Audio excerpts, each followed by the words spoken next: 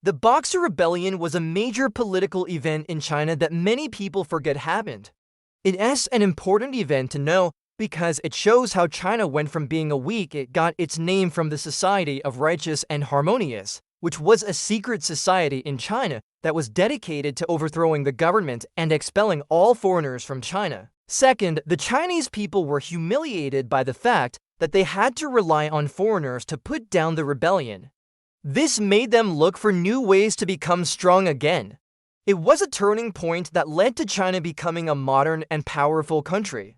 And third, the foreigners who came to help out saw how weak and divided China was, and they took advantage of this. All the videos in this playlist will help you get in your class and a better understanding of how the world works.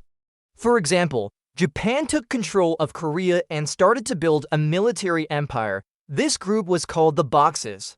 They believed that their actions were justified because the Qing government was corrupt and ineffective, and that the best way to restore order was to get rid of the government and all foreign influence, and divided country to being a modern and powerful one under the rule of the Communist Party. Okay, so what was the Boxer Rebellion?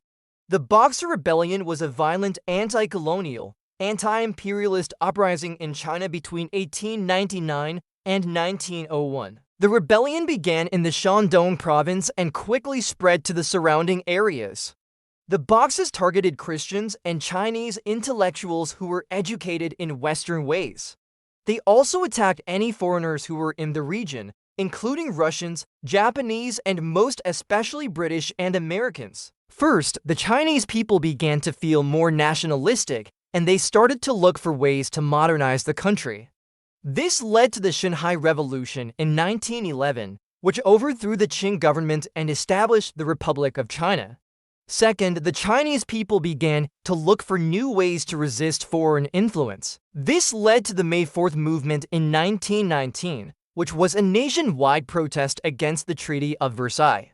The Chinese people were angry because the treaty gave Japanese control over former German territories in China.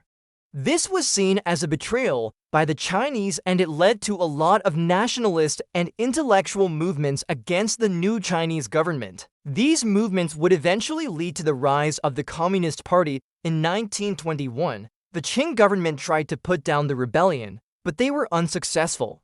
In fact, the Qing government had to ask for help from the very foreigners that the Boxers wanted to get rid of. Together, the Chinese and foreign forces defeated the Boxers and established the end of the rebellion.